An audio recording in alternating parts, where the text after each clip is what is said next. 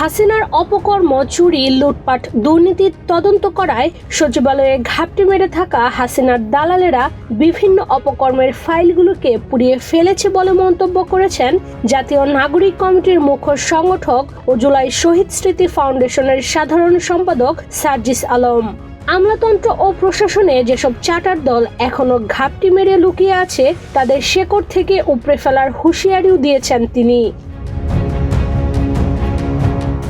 বৃহস্পতিবার দুপুরে নিজের ভেরিফাইড ফেসবুকের এক পোস্টে এসব কথা লিখেছেন তিনি।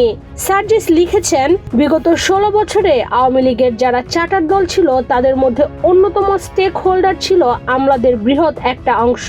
এদের ওপর ভর দিয়ে হাসিনা এই দেশে তার ক্ষমতা কুক্ষিগত করেছিল।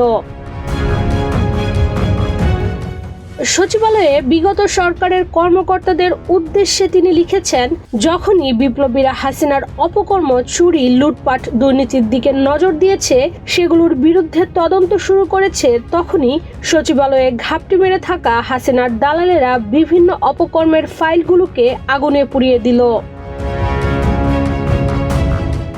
এর সঙ্গে জড়িতদের হুঁশিয়ারি দিয়ে তিনি বলেন, রাষ্ট্র সংস্কার করতে হলে সবার আগে আমলাতন্ত্র ও প্রশাসনে যেসব চার্টার দল এখনো ঘাপটি মেরে লুকিয়ে আছে তাদের শেকড় থেকে উপড়ে ফেলতে হবে।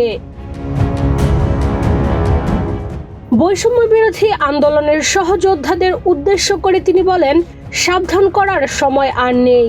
নাহিদ ইসলাম, আসিফ মাহমুদ, মাহফুজ আলম ভাই, বিপ্লবী ভূমিকায় অবতীর্ণ হন। পুরো বাংলাদেশ আপনাদের সাথে আছে।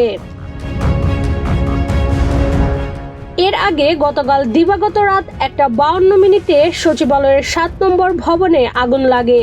এতে ভবনের 6ষ্ঠ, 7ম, 8ম ও 9ম তলা পুড়ে গেছে। ফায়ার সার্ভিসের 19টি ইউনিটের চেষ্টায় 6.5 ঘন্টা পর আগুন পুরোপুরি নিয়ন্ত্রণে আসে। প্রাথমিকভাবে আগুন লাগার কারণ ও ক্ষয়ক্ষতির পরিমাণ জানা যায়নি। তবে এ সময় ফায়ার সার্ভিসের এক সদস্য ট্রাক চাপায় নিহত হয়েছেন। ইশরাত চৈতি, বাংলাদেশ প্রতিদিন।